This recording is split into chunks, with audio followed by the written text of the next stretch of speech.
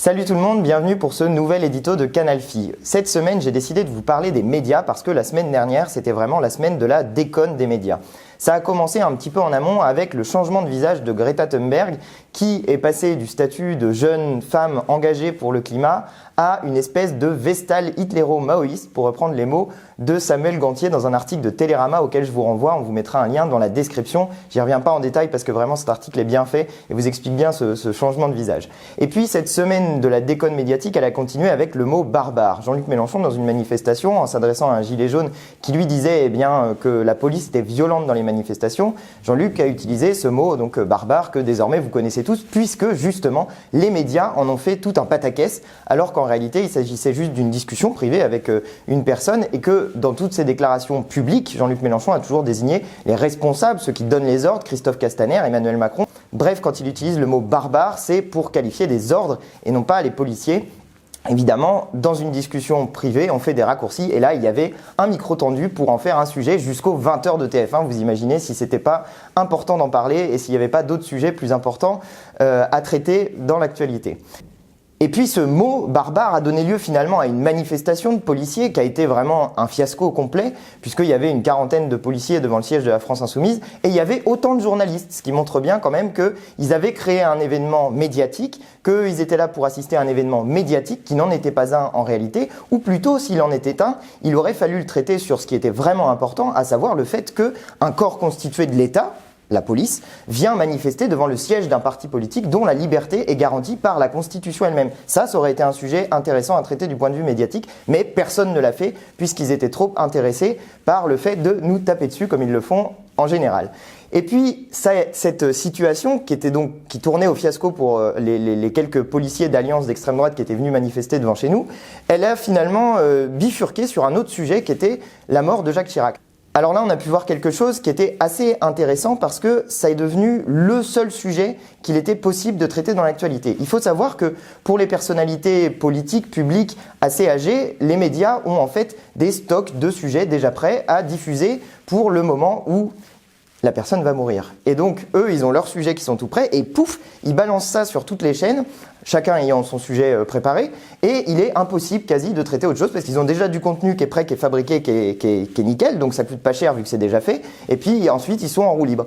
Et sauf que cette semaine, il y a eu un sujet qui était un petit peu important à traiter, qui est l'explosion de l'usine Lubrizol à Rouen. Et ça, pendant les 2-3 premiers jours où il y a eu ce sujet qui aurait dû être traité massivement dans les médias, parce que c'est un vrai sujet qui intéresse la santé des gens, qui est un sujet à la fois environnemental et de santé publique, eh bien là, il était quasi impossible d'avoir des informations, quasi impossible d'en parler, quasi impossible d'avoir des enquêtes aussi sur ce sujet, parce qu'il fallait parler du décès de Jacques Chirac. Évidemment, c'est important d'en parler, mais on aurait bien aimé que nos médias nous informent un petit peu sur un sujet qui concerne en gros notre santé, quoi. Ça aurait pu être intéressant. Quand on nous interdit de manger des légumes, on aimerait bien savoir si le fait de respirer des fumées toxiques à Rouen, c'est un problème ou pas.